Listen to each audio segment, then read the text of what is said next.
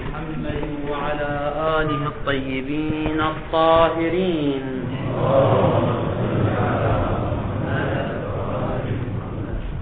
كان كلامنا في بيان الأدلة على القول بوضع الصحيح للأعم من الفرد المتلبس والفرد الانقضائي، وذكرنا 3 أدلة. الدليل الأول هو التبادر، الدليل الثاني هو عدم صحة السلب عن المنقضي، الدليل الثالث هو استدلال بعض الأئمة عليهم السلام تأسيا بالنبي صلى الله عليه وآله بقوله تعالى: لا ينال عهدي الظالمين. استدلوا بها على عدم لياقة الأول والثاني والثالث، عدم لياقتهم لمنصب الإمامة الإلهية. وقد ذكرنا كيفية الاستدلال في الدرس السابق، نعيده مختصرا فنقول: الإمام الصادق سلام الله عليه وغيره، أيضا رويت هذه الرواية طبعا عن غير الإمام الصادق سلام الله عليه، في مقام الاحتجاج على الخصم وإسكات الخصم استدل بهذه الطريقة: أن هؤلاء الثلاثة عبدوا الأصنام مدة مديدة في حياتهم، وعبادة الصنم شرك، والشرك ظلم عظيم، إن الشرك لظلم عظيم. فهؤلاء من الظلمة لأنهم قد عبدوا الأصنام وشربوا الخمور وغير ذلك وارتكبوا الفواحش، فهم من الظلمة. وإذا كانوا من الظلمة فهم لا يليقون بمنصب الإمامة، فنشكل قياس: هؤلاء كانوا مشركين،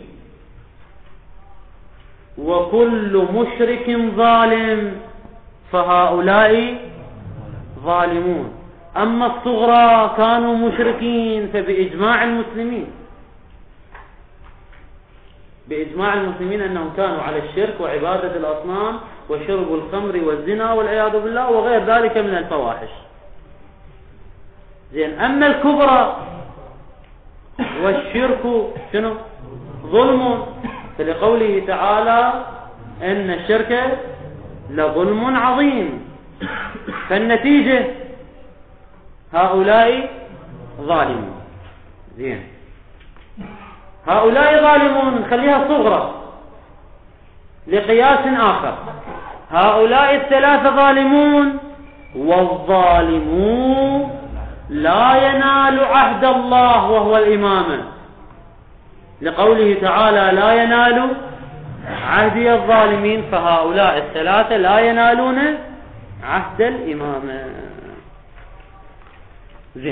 وهذا الاستدلال إنما يصح، المستدل يقول: هذا الاستدلال من قبل الإمام سلام الله عليه لإسكات الخصم، هذا الاستدلال يتوقف على القول بالأعم، بأن نقول كلمة الظالم تطلق إطلاقا حقيقيا على المتلبس بالظلم،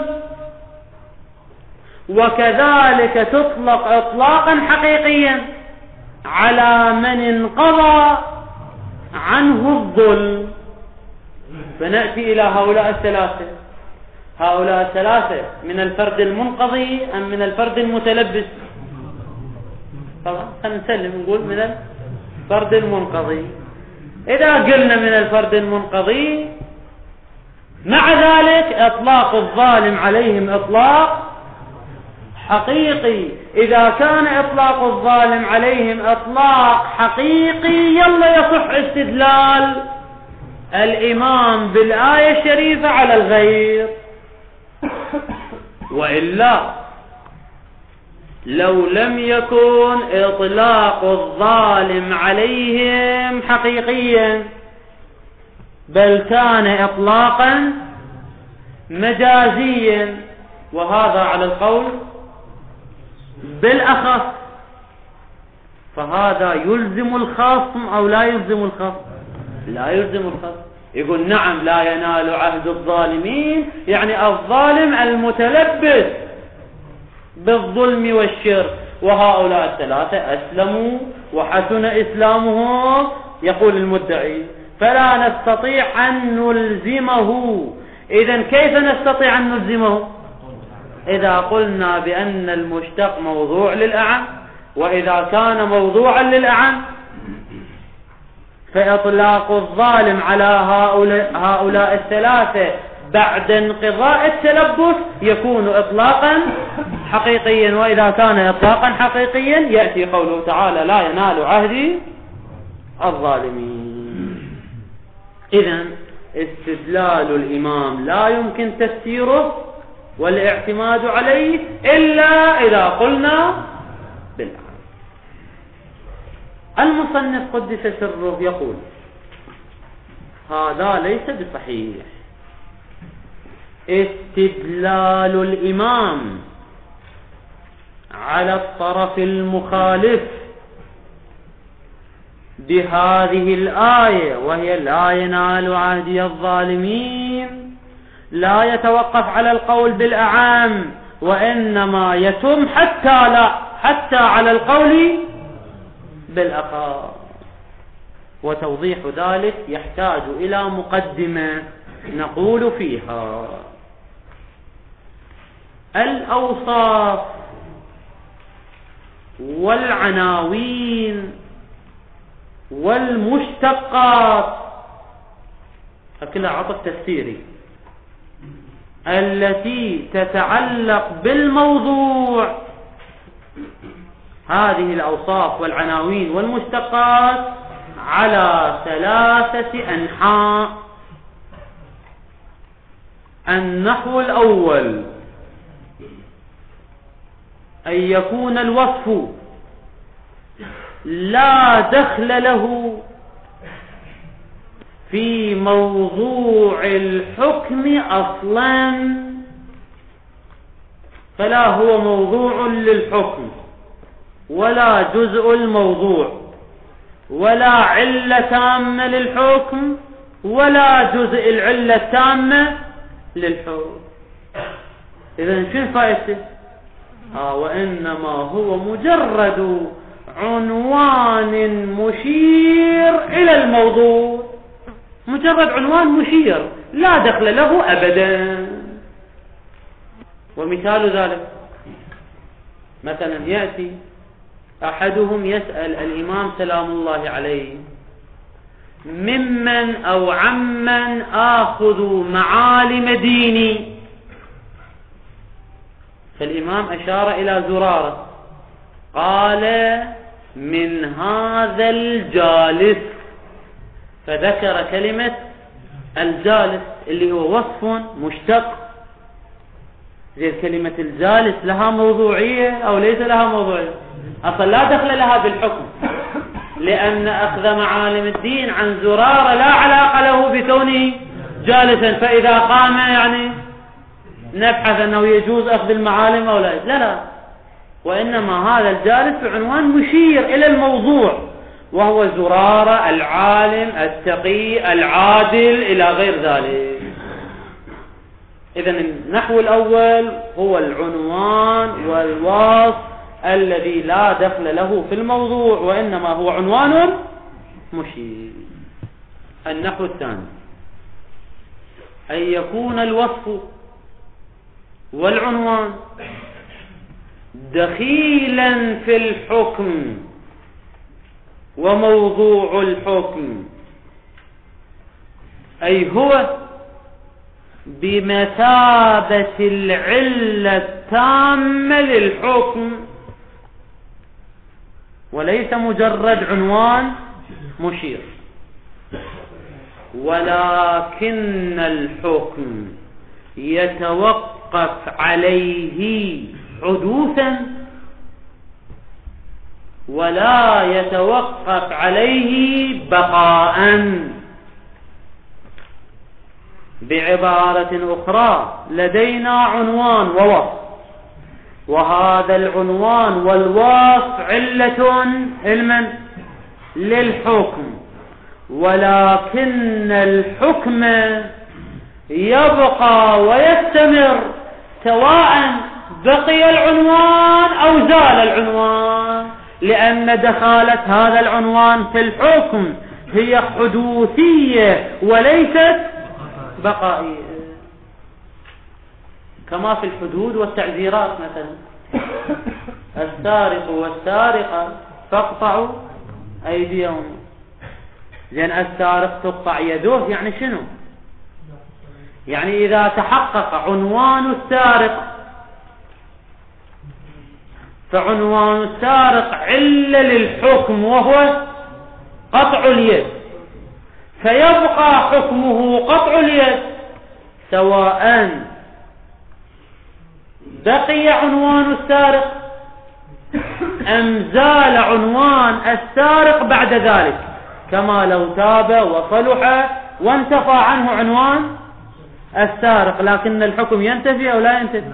لا ينتفي. فقطع اليد علته حدوث عنوان السارق، ولا يشترط فيه بقاء العنوان بعد ذلك. وهكذا بقية الحدود كالزنا والعياذ بالله وغير ذلك، حدوث الزنا يوجب الحد وإن تاب بعد ذلك وترك الزنا. زين. هذا النحو الثاني. النحو الثالث، النحو الثالث هو الوصف والعنوان الذي يكون علة للحكم، ولكن لا يكفي فيه الحدوث، وإنما لا بد فيه من البقاء والاستمرار لهذا العنوان. بعبارة أخرى، الحكم يدور مدار العنوان وجودا وعدما، فإذا حدث العنوان حدث الحكم، وإذا بعد فترة ارتفع العنوان ارتفع الحكم. مثاله حينما نقول العالم المجتهد العادل يجوز تقليده، فالعنوان هو شنو؟ العالم المجتهد العادل، الحكم يجوز تقليده. زين، هذا هنا شنو؟ استمراري لو حدوثي؟ يعني ليس معقول انه حدوث. اذا صار عالم مجتهد عادل جاز تقليده وإن انتفى الوصف وصار فاسقا وجاهلا، هذا ما معقول يعني. لا، جواز التقليد يستمر معه ما دام هذا العنوان وهو عالم مجتهد عادل. فعندنا أنحاء ثلاثة. زين، هذه أنحاء ثلاثة. إذا انتهت هذه المقدمة نأتي إلى محل كلامنا. استدلال القائلين بالأعم بهذه الروايات المتعلقة بقوله تعالى لا ينال عهدي الظالمين، إنما يتم على أي احتمال؟ على الاحتمال الثالث. توضيح ذلك طبعا قطعا ليس المراد هو الاحتمال الأول، لأن كلمة الظالم في الآية لا ينال عهدي الظالمين ليست عنوانا مشيرا، وإنما الوصف يشعر بالعلية. لكن يا علية، هل العلية حدوثا يعني من كان ظالما ومن تلبس بالظلم ولو آنا ما في حياته فيحرم من الإمامة وإنزاله عنوان الظالم. هذا يناسب من؟ هذا الاحتمال الثاني. أو لا، الحرمان من الإمامة يدور وجودا وعدما مدار صدق عنوان الظالم. إذا بقي عنوان الظالم بقي الحرمان من الإمامة. أما إذا زال عنوان الظالم فيزول الحرمان من الإمامة، اللي هذا احتمال الثالث. يعني الحكم يدور مع العنوان وجودا وعدما، واستدلالهم يتوقف على استظهار الاحتمال الثالث. لماذا؟ لأنه العنوان والعلة هو عنوان الظالم، والحكم هو حرمان الثلاثة من الإمامة. حرمان الثلاثة من الإمامة. فإذا قلنا بأن علية عنوان الظلم لهذا الحرمان هي علية من النوع الثالث، يعني حدوثا وبقاء، فلكي نحرم هؤلاء من الإمامة لابد أن نقول الظلم باق لو انقضى، باق، لأنه يدور معه وجودا وعدما.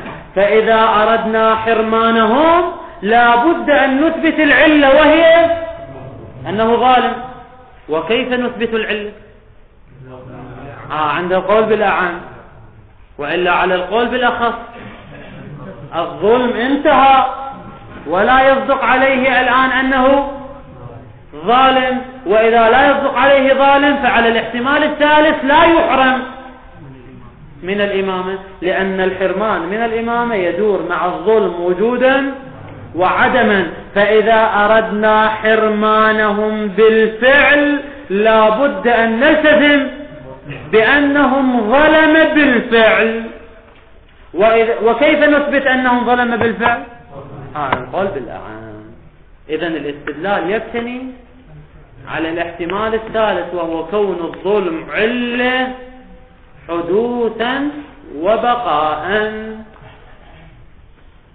ولا ينسجم الاستدلال ويمن مع الاحتمال الثاني. إذ لو كان المراد من الآية الشريفة أن الظلم علة لحرمان هؤلاء من الإمامة طيلة حياتهم، مجرد حدوث الظلم يكفيهم لمنعهم وحرمانهم من الإمامة، حينئذ الآية والرواية تكون أجنبية عن محل كلامنا، لأننا سواء قلنا بالأعم أو قلنا بمن بالأخص على كلا الفرضين هم تلبسوا بالظلم، والتلبس بالظلم حدوثا يكفي لاستمرار الحكم وهو الحرمان، ولو زال العنوان اللي هو الاحتمال الثاني يقول يكفي فيه الحدوث وليس الاستمرار. إذن لو أريد الاحتمال الثاني يتم الاستدلال أو لا يتم؟ لا يتم الاستدلال، لأنهم سيحرمون من الإمامة مطلقا سواء قلنا بالأعم أم قلنا بالأخص.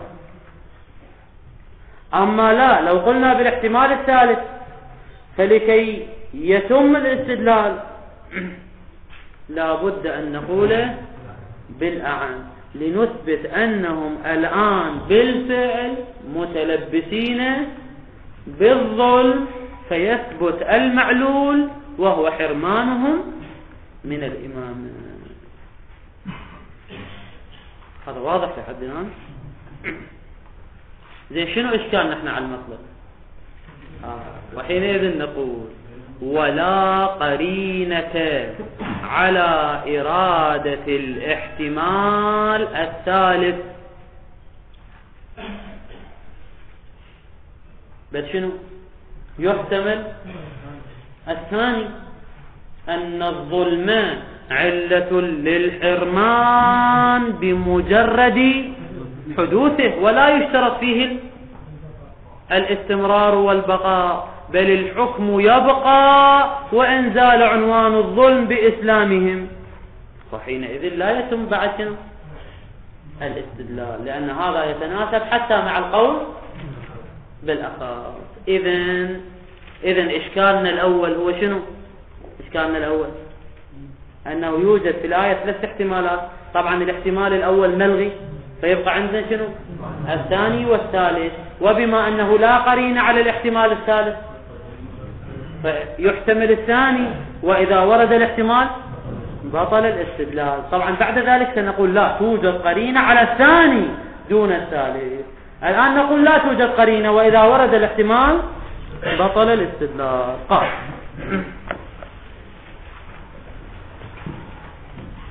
والجواب منع التوقف، يعني توقف الاستدلال على ذلك، يعني الوضع للأعم، بل يتم الاستدلال ولو كان موضوعا المشتاق لخصوص المتلبس. وتوضيح ذلك، يعني شنو ذلك؟ تمامية الاستدلال ولو على القول بالأخف. وتوضيح ذلك يتوقف على تمهيد مقدمة، وهي أن الأوصاف العنوانية التي تؤخذ في موضوعات الأحكام تكون على أقسام. كم قسم قلنا؟ 3. أحدها أن يكون أخذ العنوان لمجرد الإشارة إلى ما هو في الحقيقة موضوع للحكم لمعهوديته. معهودية من؟ موضوع الحكم، لمعهودية موضوع الحكم بهذا العنوان، من دون دخل لاتصافه. اتصاف من؟ الموضوع به، يعني بهذا العنوان. أصلا لا دخل لاتصاف الموضوع بهذا العنوان في الحكم أصلا، كعنوان الجالس، عليك بهذا الجالس. ثانيها، طبعا لغة إذا تقول أحدها المفروض تقول والآخر، أما من تقول ثانيها كون تقول أولها. المهم ثانيها أن يكون لأجل الإشارة، هذا العنوان لأجل الإشارة إلى ماذا؟ إلى علية المبدأ اللي هو العنوان الذي اشتق منه هذا العنوان، إلى علية هذا المبدأ الذي اشتق منه العنوان للحكم. لكن علية شنو؟ يكفي فيها الحدوث ولا يشترط البقاء، مع كفاية مجرد صحة جري المشتق عليه ولو فيما مضى، حتى لو انقضى يكفي حدوثه وجري المشتق عليه في استمرار الحكم. قلنا كما لو جرى عليه عنوان السارق ولو فيما مضى فيبقى الحد واجب عليه ولو انتفى عنوان السارق. ثالثها أن يكون لذلك، يعني شنو ذلك؟ إشارة إلى علية المبدأ للحكم. المبدأ طبعا شنو مقصود من المبدأ؟ الذي اشتق منه الوصف والعنوان. الوصف والعنوان يكون مشير إلى أن مبدأه الذي اشتق منه علة للحكم، لكن شنو؟ مع عدم الكفاية. يعني شنو؟ يعني كفاية مجرد صحة جري المشتق عليه ولو فيما مضى، لا هذا لا يكفي، بل لا بد من الاستمرار. بل كان الحكم دائرا مدار صحة الجري، جري من؟ جري العنوان والمشتق عليه، يعني على هذا الموضوع، واتصاف الموضوع به يعني بالعنوان والمبدأ حدوثا وبقاء. اللي مثاله المجتهد العالم العادل يجوز تقليده. إذا عرفت هذا فنقول المقدمة ذات صفحة، نقول إن الاستدلال بهذا الوجه، يا وجه الدليل الثالث يعني اللي هو الاستدلال لا ينال عهدي الظالمين، إنما يكون لو كان أخذ العنوان، عنوان الظالم، في الآية الشريفة على النحو الأخير. يعني شنو الأخير؟ حدوثا وبقاء. يعني الحرمان من الإمامة يدور حدوثا وجودا وبقاء مدار صدق عنوان الظالم حقيقة. وبما أن الإمام أراد أن يحرمهم من الإمامة، يقول هؤلاء الثلاثة محرومون، إذا لابد أن يكونوا متصفين بالظلم الآن. زين، وكيف يتصفون بالظلم الآن؟ هذا لا يكون إلا على القول بالأعان. ضرورته أنه لو لم يكن المشتق للأعان، لو كان المشتق فقط علما للأخص، يتم استدلال الإمام أو لا يتم؟ لا يتم. ليش لا يتم؟ لأن الخصم شو يقول له نعم وكانوا ظالمين، أما الآن ليسوا ظالمين، والحرمان من الإمامة يدور وجودا وعدما مع عنوان الظالم، والآن هم ليسوا ظالمين فلا يحرمون من الإمامة. إذن ما يتم الاستدلال على القول بالأخص، لا بد أن نقول بالأعان. ضرورته هاي تعليل علما أن الاستدلال بهذا إنما يتم لو أخذنا بالنحو التالي. لماذا؟ ضرورة أنه لو لم يكن المشتق للأعم بل كان للأخص لما تم يا ولي تم الاستدلال على الأعم بهذه الآية. لماذا لما تم الاستدلال؟ بعد عدم التلبس بالمبدأ ظاهرا حين التصدي. الآن هم حينما تصدوا للخلافة والإمامة كانوا متلبسين بالشرك أو غير متلبسين بالشرك والظلم؟ غير متلبسين بالشرك والظلم. فإذا على القول بالأخص إذن هم يستحقون الإمام، لكن هذا مو صحيح، لابد أن نقول على القول بالأعم. فهم وإن لم يكونوا متلبسين الآن لكن يطلق عليهم المشتق إطلاقا حقيقيا على القول بالأعم، وإذا أطلق عليهم إطلاق حقيقي حرموا من الإمام. طبعا المصنف قال ظاهرا. ليش ظاهرا؟ إما المشرك أنه صدق يعني كانوا مشركين ودخلوا في الإسلام نفاقا وطلبا لبعض المنافع الدنيوية، كما ينقل في قضية التكفير أنه كانوا يخفون أصنام في جيوبهم. يعني هذا احتمال ثاني لا، ظاهران يعني تلبسهم بعدم الظلم ظاهرا، يعني عدم التلبس بالمبدأ اللي هو الظلم ظاهرا. يعني ظاهرا يقول لك هؤلاء أسلموا وأحسن إسلامهم وإلى آخره، لكنهم تلبسوا بالظلم. كيف تلبسوا بالظلم؟ أكبر ظلم هو اغتصابهم للخلافة التي هي من حق الإمام عليه سلام الله عليه، الذي هو أعلمهم وأفضلهم وأكملهم وغير ذلك. فاغتصابهم للخلافة لوحده يعتبر ذنبا لا يغتفر، فهم ظلموا. ظلمهم للزهراء سلام الله عليها وهجومهم على الدار وقول الثاني وإن، هذا ظلم كبير أيضا. فإذا هم وإن استلموا الخلافة فبعد استلامهم للخلافة أيضا هم يتلبسون بالظلم، وإن تنازلنا عن شركهم، حتى لو قلنا صاروا مسلمين، لكن شنو؟ هم تلبسوا بالظلم باغتصابهم لمنصب الإمام الذي هو ليس من حقهم، ولظلمهم أهل البيت سلام الله عليهم، كغصب هدف من الزهراء والهجوم على دار الزهراء وغير ذلك سلام الله عليها. جن. لذلك قالت ظاهرا.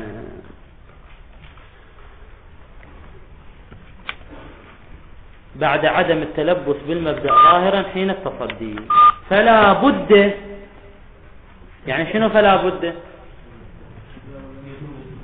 أن يكون المشتق للأعام.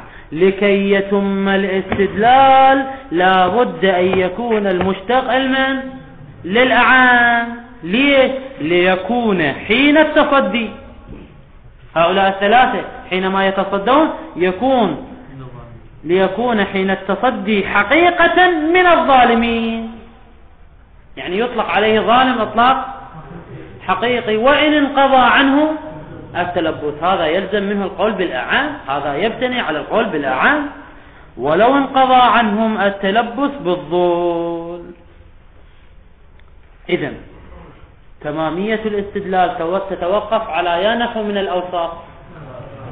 النحو الثالث الذي هو علة للحكم وجودا وعدما، لذلك الاستدلال يتوقف على القول بالأعام فنقول بالأعام.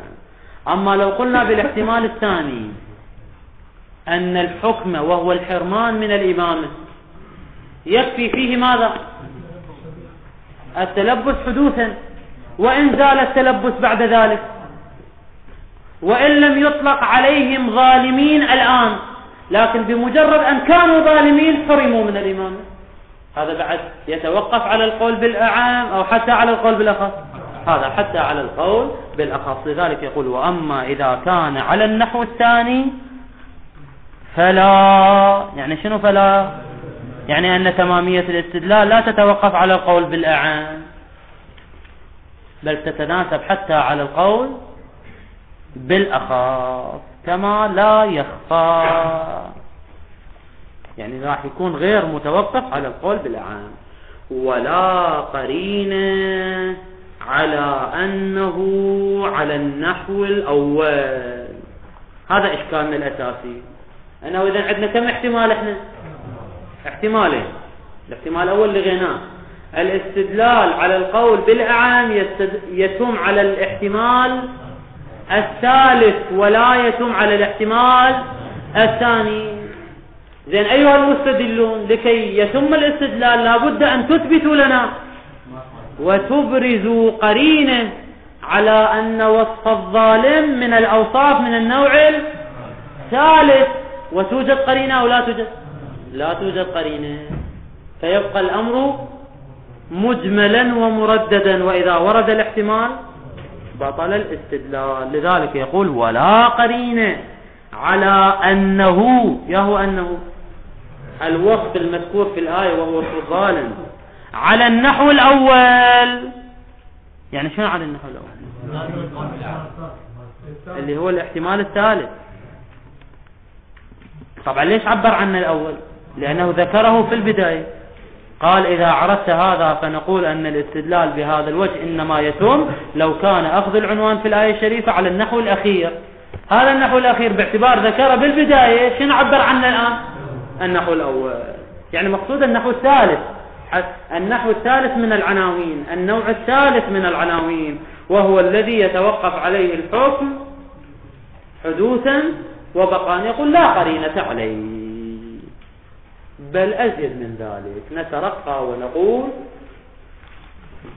يعني في إشكالنا الأول نقول الاستدلال يتوقف على إحراز النوع الثالث، وبما أنه لا قرين عليه فهو ليس محرزا، بل يحتمل الثاني، وإذا ورد الاحتمال بطل الاستدلال. هذا إشكالنا الأول. إشكالنا الثاني بل نترقى، بل توجد لدينا قرينة على إرادة الثاني. يعني شنو الثاني؟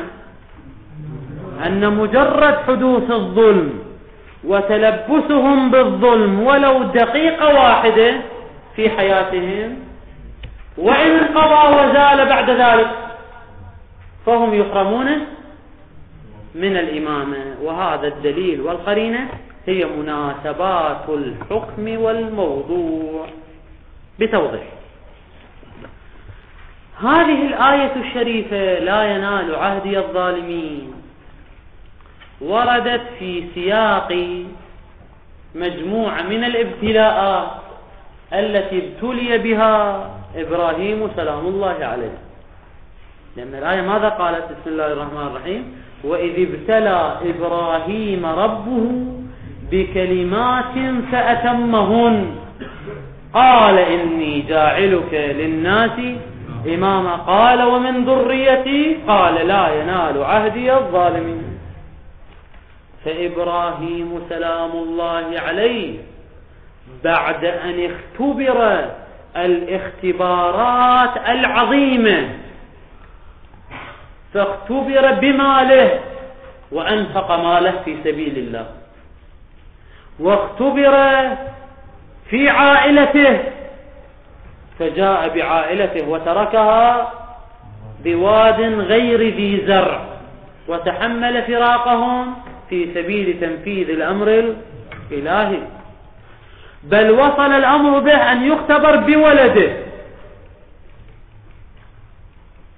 إني أرى في المنام أني أذبحك قال يا أبت افعل ما تؤمر، وفعلا وتله للجبين، لولا أنه قال تعالى وفديناه بكبش عظيم. يعني أراد أن ينفذ ووضع السكين على شنو؟ على عنقه. وهذا ابتلاء عظيم، ليس ابتلاء سهلا يسيرا. يعني صحيح نحن نتلفظ به أو نسمعه، لكن الأمر ليس سهلا يسيرا.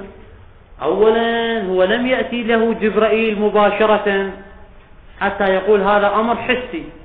جاءه جبرائيل قال له يا إبراهيم مثلا مباشرة اذبح ولدك. شوية المسألة أوضح، لكنه شنو؟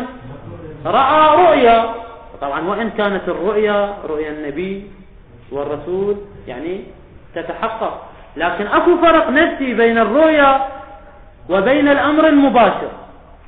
ولكن مع ذلك أخذ فلذة كبده وطرحه للذبح. والعجيب أن الولد مسلم. يعني لو طبقها في وقتنا، تجي إلى ولدك أو صديق أو أخ تقول له إن الله أمرني أن أذبحك، أولا تقدر تسويها؟ طبعا صعب. كثير من الناس حينما يؤمر بإنفاق قليل من ماله يأبى ويبخل ويشح، فكيف بذبح ولده؟ يعني قضية صعبة مستصعبة. هذا أولا. ثانيا الولد يسمع لوالده يقول له نعم يا والدي رأيت في الرؤيا أنك تذبحني، إذا تعال واذبحني. عجيب. يعني أولاد هذا الزمان يعني حينما تأمره بالصلاة وبالصوم وببعض الأمور الجزئية، البر بالوالد، احترام الوالد، لا يسمع. أما أن يذبح قضية هذه يعني قضية اختبارية امتحانية مو طبيعية. ولذلك نستطيع أن نتلفظها بشكل سهل، لكن واقعها وتصورها أمر صعب مستصعب.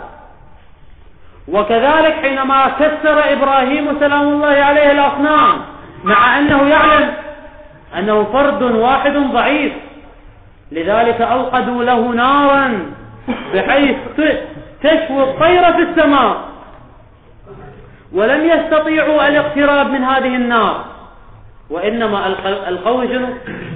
بالمنجنيق. طبعا وشوف الواثق بالله والصابر والمتكل على الله، يأتيه جبرائيل وهو في المسافة بين المنجنيق والنار، أنه يقول له يا إبراهيم أتريد مني حاجة؟ يعني تطلب مني شيء، أن أرفعك وأخليك في مكان آخر أو كذا؟ قال أما منك فلا. أما من الله فهو أعلم، يعني مضمون كلامه يعني. ولذلك قلنا يا نار كوني بردا، طبعا لم يكتفي ببردا وإلا لتجمد من البرد، جاء بعده وسلاما، كوني بردا وسلاما على إبراهيم، وخرج إليهم يتمشى من النار كأن شيئا لم يكن. هذه كلها ابتلاءات، كلها ابتلاءات لنبي الله إبراهيم سلام الله عليه. بعد أن أتم هذه الكلمات والابتلاءات قال إني جاعلك للناس إماما. إذن ماذا نفهم؟ نفهم أن الإمامة منصب عظيم لا يناله أي أحد، لا يناله إلا من ابتلي واختبر وامتحن بالإيمان ونجح في هذا الاختبار.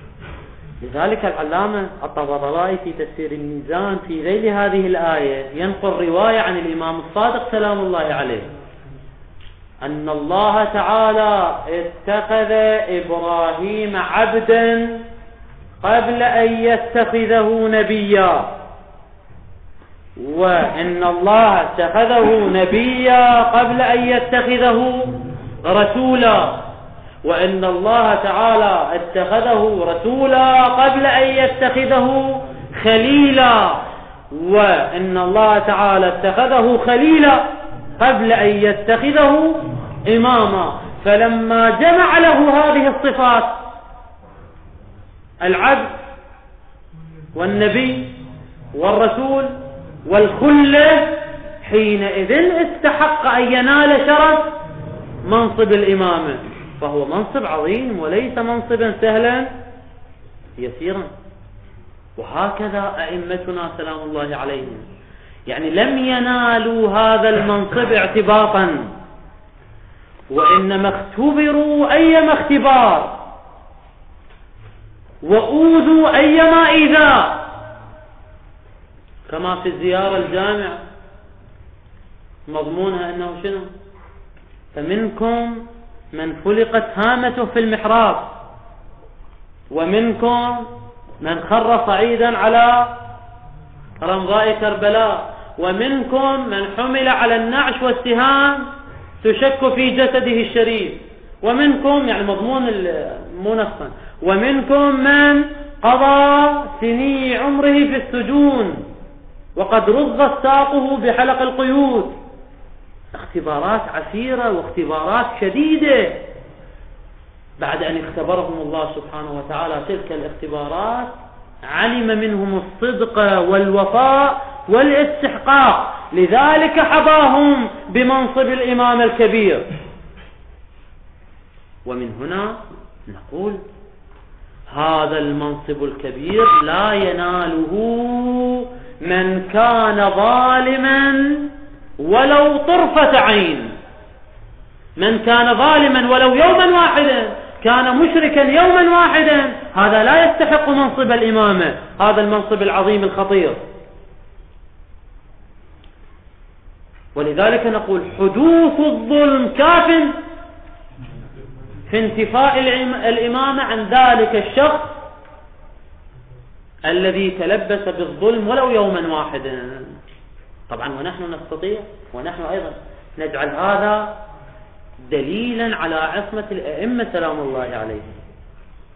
فنقول الأئمة سلام الله عليهم إنما نالوا منصب الإمامة لأنهم لا يتلبسون بالمبدأ، مبدأ الظلم أو الشرك أو المعصية ولو ثانية واحدة أو دقيقة واحدة، لأن التلبس بالمبدأ حدوثا يكفي لحرمانهم من الإمامة. وبما أنهم استحقوا الإمامة وصاروا أئمة، إذن هم لم يتلبسوا بالمبدأ، مبدأ الظلم ولو طرفة عين. بل حتى نقول شنو؟ بل حتى نحكم بطهارة وعدم شرك آبائهم وأجدادهم وأمهاتهم. أشهد أنك كنت نورا في الأصلاب الشامخة والأرحام المطهرة، لم تنجسك الجاهلية بأنجاسها ولم تلبسك من متلهمات ثيابها. هذه كلها دليل على عصمتهم سلام الله عليهم. أما الجماعة الأول أو الثاني والثالث الذين قضوا أكثر عمرهم في عبادة الأصنام والسجود للأصنام وشرب الخمر وارتكاب الموبقات، بحيث كانوا قبل تحريم الخمر كانوا يشربون الخمر في المساجد، بحيث سمي مسجد الفضيخ لأنه نوع من الشراب. حينما نزلت فهل أنتم منتهون أراقوه، قضوا عمرهم بشرب الخمر وبالمعاصي، ويأتي إلى الإسلام عمره 70 سنة أو 60 سنة ويجعلونه ملكا من الملائكة مباشرة، بس قال الشهادتين إذن هو شنو؟ صار عادلا، لا يكذب ولا يغش ولا يخون ولا غير ذلك. عجيب يعني، هذا ينسجم مع أي عقلية؟ هذا الكلام لا ينسجم مع عقل الطفل الصغير، فكيف يمكن ادعاء ذلك؟ إذن نحن نقول توجد لدينا قرينة في الآية وهي مناسبات الحكم والموضوع، وهو أن الإمام منصب إلهي خطير، ولذلك أضافه الله تعالى إلى نفسه فقال عهدي، وهذا لا يمكن أن يمنح للظالم ولو حدوثا ولا يشترط بقاء. يعني احتمال الثاني، وإذا كان هو الاحتمال الثاني فلا يتم الاستدلال على القول بالأعام. قال ولا قرين على أنه على النحو الثالث لو لم نقل بنهوضها، نهوض من نهوض القرينة وقيامها وهي مناسبات الحكم والموضوع على النحو الثاني، اللي هو شنو النحو الثاني؟ يعني علة الحرمان من الإمامة هو التلبس بالمبدأ ولو آنا ما حدوثا، ولا يشترط بقاء الظلم. زين. فإن الآية الشريفة، هذا بيان للقرينة ومناسبات الحكم والموضوع، فإن الآية الشريفة في مقام بيان جلالة قدر الإمامة والخلافة وعظم خطرها ورفعة محلها، وأن لها خصوصية من بين المناصب الإلهية. ومن المعلوم أن المناسب لذلك، يعني لكون الإمامة من المناصب الإلهية العظيمة، هو أن لا يكون المتقمص بها بمن؟ بالإمامة، أن لا يكون شنو؟ متلبسا بالظلم أصلا. يعني شنو أصلا؟ ولو حدوثا، ولو في يوم واحد من عمره، كما لا يخفى. وحينئذ لا يتم الاستدلال على القول بالأعم، لأننا استظهرنا الاحتمال الثاني، بينما الاستدلال يتوقف على الاحتمال الثالث. والحمد لله رب العالمين، وصلى الله على محمد وآله الطاهرين.